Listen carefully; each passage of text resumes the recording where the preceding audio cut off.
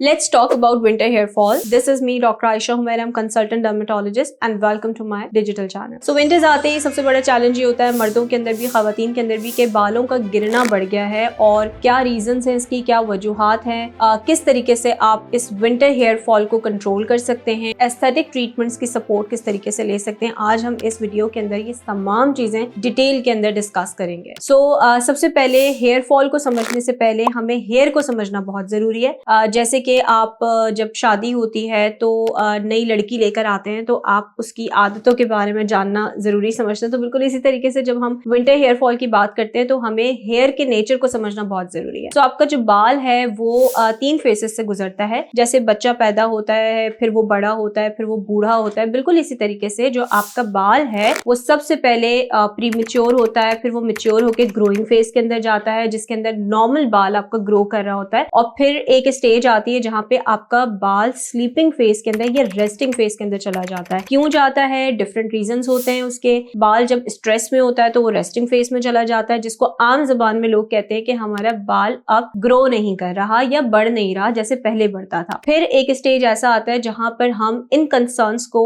Address नहीं करते कि हमारा बाल रेस्टिंग फेज में क्यों है या स्लीपिंग फेज में क्यों है। जब हम उसको कुछ महीनों के लिए छोड़ देते हैं तो आपका बाल शेडिंग फेज के अंदर चला जाता है, मतलब ये कि झड़ना शुरू हो जाता है, जिसे हम आम जबान में हेयर फॉल कहते हैं। सो विंटर्स आते ही आज हम जो स्पेसिफिक टॉपिक है हमारा वो ये है कि सर्दियों के अंदर ये हेयर फॉल क्यों बढ़ जाता है। क्योंकि सर्दियों के अंदर मौसम ड्राई हुआ होता है और आपका जो स्कैल्प का या बालों का जो मॉइस्चर है वो भी उसके साथ इफेक्ट होता है और इस ड्राइनेस की वजह से आपको बाल झड़ना शुरू हो जाते हैं। बाल झड़ते हैं 2 तरीके से। एक वो जिसके अंदर छोटे छोटे से बाल आपके पिलो केस के ऊपर पड़े हुए होते हैं। अक्सर लोग जो हमें ओपीडी के अंदर रिपोर्ट होते हैं वो ये कंप्लेन करते हैं कि हम जब सुबह सोकर उठते हैं तो हमारा जो पिलो केस है उस पर छोटे छोटे से बाल पड़े हुए होते हैं, या गुच्छों की फॉर्म के अंदर हम जब कॉम्ब करते हैं या हम बालों के अंदर हाथ लगाते हैं तो गुच्छों की फॉर्म के अंदर बाल हमारे हाथ में आते हैं, या जब हम शावर लेते हैं या जब हम ऑयलिंग करते हैं तो हमारा एक्सेसिव हेयर फॉल होता है। अच्छा, जब ये हेयर फॉल डिस्कस होता है तो उसके साथ बहुत जरूरी है आपको ये बताना कि ये हेयर फॉल एक्चुअली एसोसिएटेड है आपके डिहाइड्रेटेड स्कैल्प के साथ। मैं कोशिश करूंगी कि टर्मिनोलॉजी ज्यादा डिफिकल्ट ना हो। जैसे कि आपकी स्किन जब डिहाइड्रेट होती है, आपको अक्सर लोगों को ऐसा होता है कि लूज मोशन या डायरिया होता है जिसके नतीजे में आपके एसेंशियल मिनरल्स लूज होते हैं, तो आपकी जो स्किन होती है वो डिहाइड्रेट होती है, आप ऐसे पिंच करते हैं हाथ में आती है। तो बिल्कुल इसी तरीके से जब आपका बाल डिहाइड्रेशन की तरफ जाता है सो वो तेजी के साथ झड़ता है। क्यों? क्योंकि अल्लाह ताला ने कुदरती तौर पे अंदर की तरफ जो हमारी स्किन जहां हमारा स्कैल्प है या सर की जो जिल्द है उसके नीचे हमारा फॉलिकल पड़ा हुआ है या बल्ब पड़ा हुआ है। जब कंडीशंस ठीक नहीं होती, हमारी स्किन के अंदर मॉइस्चर पूरा नहीं होता, तो वो जो कवरिंग शीट है, वो जो प्रोटेक्टिव कवरिंग है जिसे अल्लाह ताला ने कुदरती तौर पे हमारे बाल के सराउंड में रखा हुआ है जिससे हमारा बाल एक जगह पे फिक्स रहता है, वो कवरिंग शीट लूज हो जाती है। उसके लूज होने की वजह से यहाँ से बाल आपका तेजी के साथ गिरता है, जिसको हम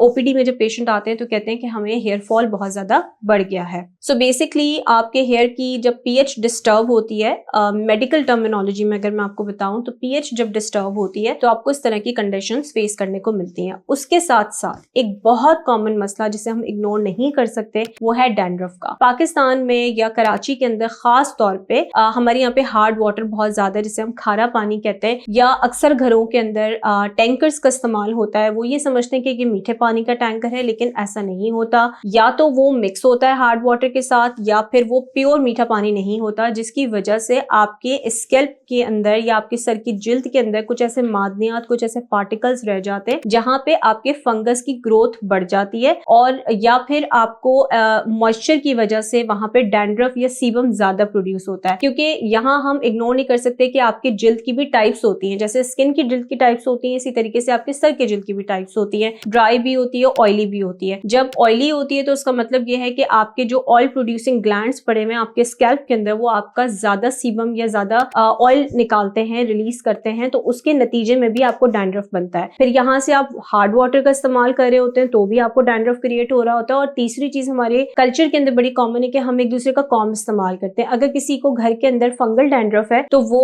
उस कॉम्ब की वजह से दूसरे को भी लग सकती है, जिसे हम कहते हैं कि this is contagious. So basically there are different reasons जिसको हम इग्नोर नहीं कर सकते, और क्योंकि रीजंस इसलिए जरूरी होते हैं कि वो आपके ट्रीटमेंट के अंदर आपको हेल्प आउट करते हैं कि किस रीजन की वजह से आपको हेयर फॉल हो रहा है। अगर यहाँ पे डैंड्रफ भी एसोसिएटेड है आपके हेयर फॉल के साथ तो ये ज्यादा आपको एक मीडियम मिल जाता है कि आपको इचिंग होगी, इन्फ्लेमेशन होगी, होगी, जिसके नतीजे में आपका बाल कमजोर होगा और वो तेजी के साथ ब्रेक हो जाएगा या टूट के गिर जाएगा। यहाँ पे जो कॉमन मिसकंसेप्शंस हैं कि हेयर फॉल को या उसकी ड्राइनेस को कंपनसेट करने के लिए लोग ऑयल्स का इस्तेमाल करते हैं। ये जो ऑयल्स का इस्तेमाल है, आई एम नॉट सेइंग कि ये बिल्कुल नहीं करना चाहिए, बिल्कुल करना चाहिए, लेकिन हर चीज को एक लिमिटेड क्वांटिटी के अंदर इस्तेमाल करेंगे तो आपको नुकसान नहीं होगा। लेकिन जब आप उससे ज्यादा एक्सीड करते हैं तो आपको ये नुकसानदेह साबित होता है। किस तरीके से कि जब लोग एक्सेसिव ऑयलिंग का इस्तेमाल करते हैं, अक्सर मैंने देखा है हेयर ड्रेसर्स पे, हमारे सी बात है कि घरों के अंदर भाई भी होते हैं, कजिन्स भी होते हैं, वो अक्सर आके बताते हैं कि आज हमारे हेयर ड्रेसर ने हमें कहा कि मैं इसके अंदर डीप ऑयलिंग मसाज ले लूं, और वो मैंने 1 घंटे का जो है वो मसाज कराया या मैंने अपने बालों के अंदर चंपी कराई, तो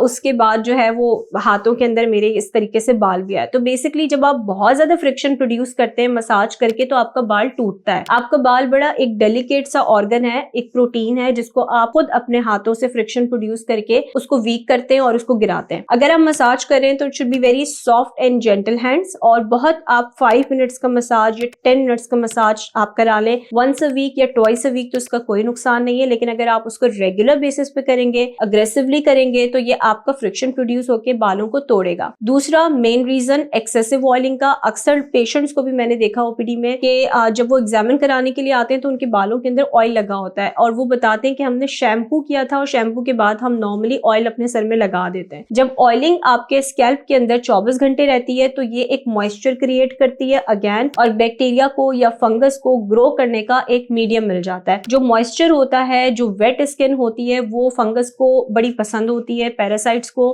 बैक्टीरियाज को बहुत पसंद होती है, ये उनके लिए एक हैप्पी मीडियम होता है। तो वहां पे आपके फंगस की ग्रोथ बढ़ती है और आपका डैंड्रफ पहले से ज्यादा बढ़ता है। फिर लोग कंफ्यूज होते हैं कि इतना ऑयल करने के बावजूद भी हमारा हेयर फॉल कंट्रोल नहीं हो रहा, या इतना ऑयल करने के बावजूद भी मेरी स्किन की डैंड्रफ नहीं जा रही। सो वो 2 ही रीजंस हैं कि आपके स्कैल्प की डैंड्रफ इसलिए नहीं जा रही क्योंकि आप बैक्टीरिया को या फंगस को मीडियम प्रोवाइड करें ग्रो करने के लिए, और दूसरा बहुत एक्सेसिवली मसाज करके, ऑयलिंग करके अपने जो बाल है, जो प्रोटीन है, उसको डीनेचर्ड कर रहे हैं, उसको ब्रेक करवा रहे हैं, जिसकी वजह से आपको एक्सेसिव हेयर फॉल होता है। सो मार्केट के अंदर बहुत सारे ऐसी कंपनीज हैं, ऐसी प्रोडक्ट्स हैं जो ये क्लेम करती हैं कि अगर आप हमारा ऑयल यूज करेंगे या आप हमारा सिरम यूज करेंगे तो आपका हेयर फॉल कंट्रोल हो जाएगा, विच आई डोंट अग्री। क्योंकि हेयर फॉल के एक तो ये सीजनल रीजंस हैं और दूसरा न्यूट्रिशनल डेफिशिएंसीज हैं, जिसके अंदर विटामिन डी बहुत एक कॉमन फैक्टर है हमारे यहाँ के।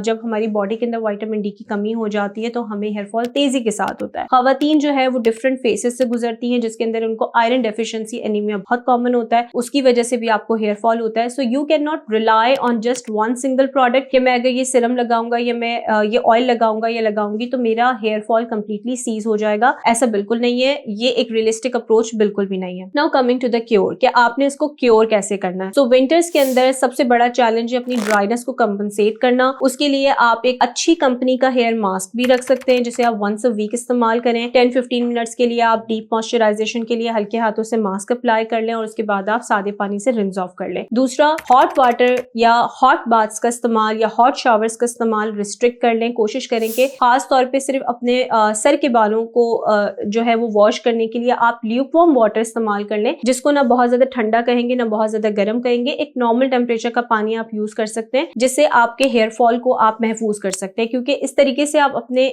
जो नेचुरल मॉइस्चर है उसको लूज करने से बचाएंगे। साथ में एक इंग्रेडिएंट है जो मैं आपके साथ शेयर करती चलूं, प्रोकापिल। प्रोकापिल एक ऐसा इंग्रेडिएंट है जो कि आप अगर टॉपिकल एप्लीकेशन पे उसके फ्यू ड्रॉप्स रात के टाइम पे अप्लाई करते हैं तो आपको समहाउ आपके ये हेयर फॉल के अंदर आपको ये हेल्प आउट कर सकता है। और मैं यहाँ पे कंपेयर करूंगी इसकी स्टडी को with minoxidil. Minoxidil I don't recommend, I don't like it, because उसके बहुत ज्यादा विड्रॉल इफेक्ट्स आते हैं। मिनॉक्सिडिल आप जितने अरसे तक इस्तेमाल करते रहते हैं आपके बालों का हेयर फॉल कंट्रोल रहता है, लेकिन जैसे आप मिनॉक्सिडिल को छोड़ते हैं आपको पहले से ज्यादा हेयर फॉल होता है। सो इट्स बेटर कि आप मिनॉक्सिडिल की जगह आप प्रोकापिल का इस्तेमाल करें, ये ज्यादा सेफ एंड इफेक्टिव होती है। And now coming to the aesthetic treatment, जो कि एस्थेटिक क्लिनिक्स के अंदर हम ऑफर करते हैं कि अगर आपको हेयर फॉल है तो उसको इंस्टेंटली कंट्रोल करने के लिए, या आप कह लें कि क्विक फिक्स एक हफ्ते के अंदर अगर आप चाहते हैं कि आपका हेयर फॉल बिल्कुल सीज हो जाए, बिल्कुल स्टॉप हो जाए, तो हमारे पास हाइड्रा बूस्टर्स के इंजेक्शंस होते हैं जो कि एक 1 ml का वायल होता है। वो आपकी बहुत फाइन निडल के साथ आपके स्कैल्प के अंदर इंजेक्ट कर दिया जाता है। It's not painful at all. Mostly लोगों को ये कंसर्न होता है कि बहुत ज्यादा दर्द तो नहीं होता, सो वो बिल्कुल भी दर्द नहीं होता। उसके अंदर किसी भी नमिंग क्रीम की जरूरत नहीं होती। वो आपकी स्किन के अंदर, स्कैल्प के अंदर जाता है, उसको डीपली हाइड्रेट करता है, मॉइस्चराइज करता है, और वो जो आपकी कवरिंग शीट है जो मैंने आपको वीडियो के स्टार्ट में बताया था कि वो लूज होती है जिसकी वजह से आपको हेयर फॉल होता है, तो ये उस कवरिंग शीट को वापस से टाइटन अप कर देता है ताकि वो जो आपका बाल जहां से सराउंड है वो जो शीट है उसको वापस से क्लोज कर दे और आपका बाल यहाँ से तेजी से जो झड़ रहा है वो वहीं पे स्टॉप हो जाए। Then coming to the PRPs, PRP is a platelet rich plasma जो कि बहुत सारी क्लिनिक्स के ऊपर ऑफर होती है, जो कि हेयर फॉल के लिए इस्तेमाल की जाती है।